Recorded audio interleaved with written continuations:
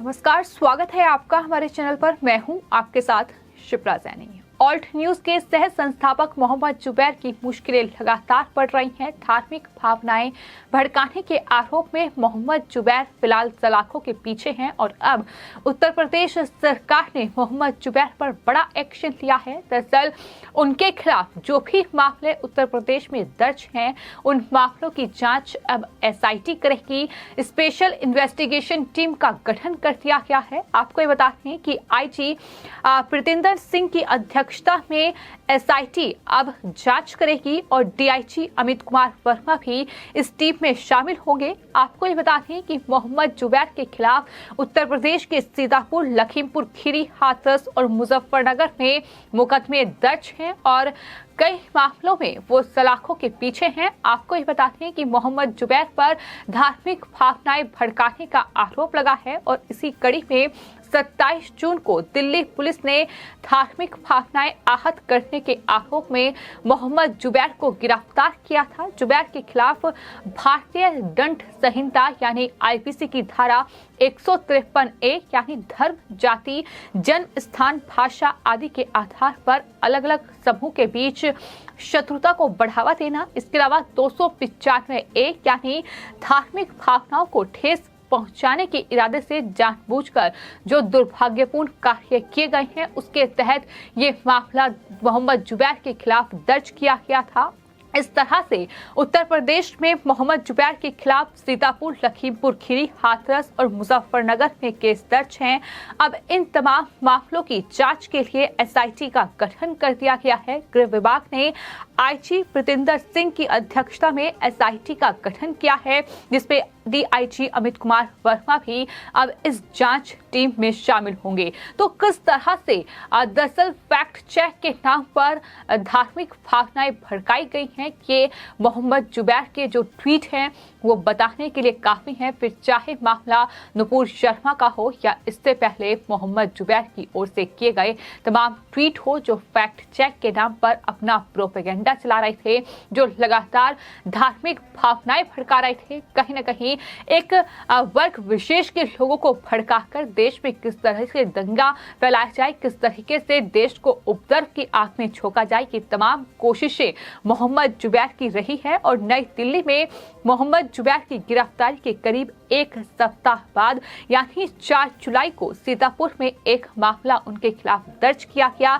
इसके बाद लखीमपुर खीरी, जहां सुदर्शन न्यूज के जो लखीमपुर खीरी के ब्यूरो चीफ हैं, दरअसल उन्होंने एक शिकायत दर्ज कराई थी, लेकिन उस वक्त लखीमपुर खीरी पुलिस ने उनकी शिकायत दर्ज करने से इनकार कर दिया, जिसके बाद ये पूरा मामला वहां की जो मजिस्ट्रेट अदालत थी वहां पहुंचा, जिसके बाद अदालत की ओर से इस पूरे मामले में एफआईआर दर्ज करने के निर्देश दिए गए। और अब चूंकि अलग अलग मामलों में मोहम्मद जुबैर पर एक्शन हो रहा है, तो ऐसे में अब लखीमपुर खीरी में भी एफआईआर उनके खिलाफ दर्ज हो चुकी है।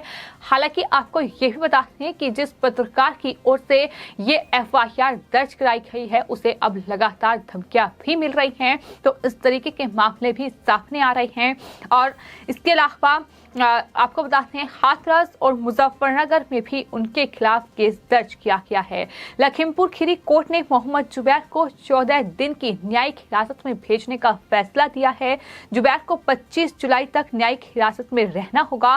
कोर्ट ने उनकी कस्टडी पुलिस को देने से इनकार कर दिया है। तो मोहम्मद जुबैर को सोमवार को ही सीतापुर जेल से दिल्ली के तिहाड़ जेल में शिफ्ट किया गया है।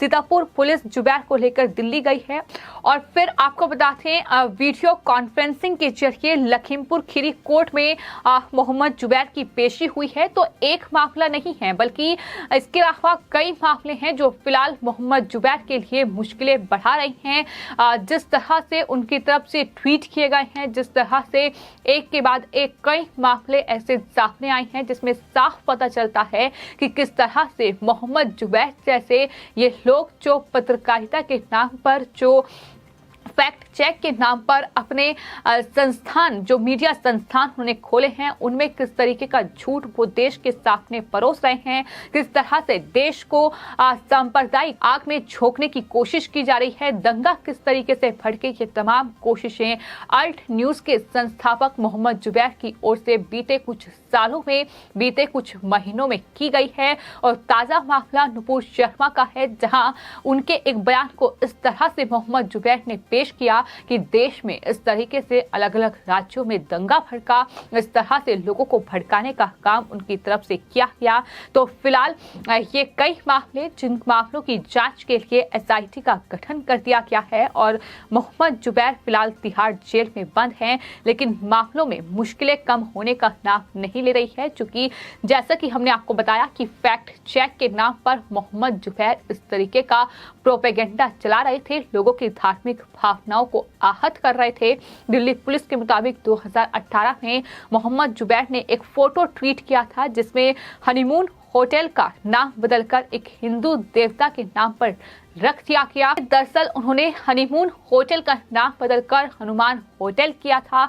ये ट्वीट मोहम्मद जुबैर का अभी भी ट्विटर पर आपको मिल जाएगा। एक ट्विटर यूजर ने उस ट्वीट को शेयर करते हुए लिखा है कि इससे हिंदू देवी देवता का अपमान हुआ है। मोहम्मद जुबैर ने अपने ट्वीट में उस फोटो को 2014 से पहले और बाद के शासनकाल से जोड़ते हुए एक तरह से तंज कसा था। जाहिर तौर पर इसके अलावा भी मोहम्मद जुबैर की ओर से हनुमान चालीसा से लेकर तमाम ऐसे ट्वीट किए गए हैं जो ये बताने के लिए काफी हैं कि किस तरह से मोहम्मद जुबैर ने हिंदू देवी देवताओं का अपमान किया है। सिर्फ इतना ही नहीं, दिल्ली पुलिस ने जब उनकी गिरफ्तारी इस पूरे मामले में की, लेकिन उसके बाद अब विदेशी फंडिंग का मामला भी सामने आया है कि देशों से चंदा बटोरा जा रहा है, किस तरह से पैसा इकट्ठा किया जा रहा है और इस तरह से ये अपना प्रोपेगेंडा मोहम्मद जुबैर जैसा पत्रकार चला रहा है। और यही वजह है कि ये बड़ा एक्शन मोहम्मद जुबैर के खिलाफ देखने को मिला है। जिस तरह से लोगों की धार्मिक भावनाएं उन्होंने भड़काई हैं, जिस तरह से उन्हें उकसाया गया है दंगा करने के लिए, फिर चाहे मामला सीए का रहा हो, चाहे मामला एनआरसी के दौरान का रहा हो, ऐसे तमाम उनके ट्वीट बताते हैं कि किस तरह से सिर्फ और सिर्फ देश को सांप्रदायिक दंगों की आग में झोंकना अल्ट न्यूज के सह संस्थापक मोहम्मद जुबैर का काम रहा है। लेकिन सबसे हैरान ये बात करती है कि दरअसल जब मोहम्मद जुबैर जैसे लोग की गिरफ्तारी होती है, जब इस तरह से जो हिंदू देवी देवताओं का अपमान करते हैं उन्हें गिरफ्तार किया जाता है, तो किस तरह से तमाम विपक्षी पार्टियां, फिर चाहे वो कांग्रेस पार्टी हो, चाहे वो राहुल गांधी हो या फिर अखिलेश यादव हो, इसके अलावा तमाम जो नेता हैं उनकी बौखलाहट सामने आती है और ये कहते हैं कि अभिव्यक्ति की आजादी का हवाला दिया जाता है। ना जाने कौन कौन से ट्वीट किए जाते हैं और क्या ये कहा जाता है कि सरकार जो है वो पुलिस का इस्तेमाल कर रही है, वो तमाम एजेंसियों का इस्तेमाल कर रही है, लेकिन ये जवाब कोई नहीं देता है कि जिस तरह से ये तमाम पत्रकार पत्रकारिता के नाम पर हिंदू देवी देवताओं का अपमान करते हैं, तो आखिर इसमें गलत नहीं है क्या? तो ये तमाम सवाल है जो सोशल मीडिया यूजर्स भी लगातार ताकते हैं। लेकिन हैरान करता है जब राहुल गांधी जैसे नेता ये ट्वीट करते हैं कि दरअसल मोहम्मद जुबैर को क्यों गिरफ्तार किया गया है, इस पर सवाल उठाते हैं। मोहम्मद जुबैर सच्चाई सामने रख रहे थे, ये यहाँ तक ट्वीट किए गए हैं, तो जाहिर तौर पर ये साफ तौर पर बताता है कि किस तरीके से मोहम्मद जुबैर जैसा पत्रकार प्रोपेगेंडा खबरों की आड़ में चला रहा है। और कहीं ना कहीं ये तमाम विपक्षी पार्टियां, फिर चाहे वो AIMIM हो या फिर कांग्रेस पार्टी हो, इसके अलावा आम आदमी पार्टी हो या फिर समाजवादी पार्टी हो, वो कहीं ना कहीं अपनी राजनीति चमकाने का काम करती है। उन्हें मुद्दे मिलते हैं और वो सरकार को घेरती हैं, जिसके चलते वोट बैंक बटोरा जाए। यही वजह है कि ये बौखलाहट भी देखने को मिलती है। लेकिन फिलहाल मोहम्मद जुबैर पर बड़ा और कड़ा एक्शन देखने को मिल रहा है और अब पुलिस की इन्वेस्टिगेशन के बाद अब SIT का गठन कर दिया है। अब तमाम मामलों में SIT मोहम्मद जुबैर के खिलाफ जांच करेगी। फिलहाल आपकी इस पूरे मामले पर क्या राय है, हमें कमेंट बॉक्स में जरूर लिखें और चैनल को सब्सक्राइब करें। धन्यवाद।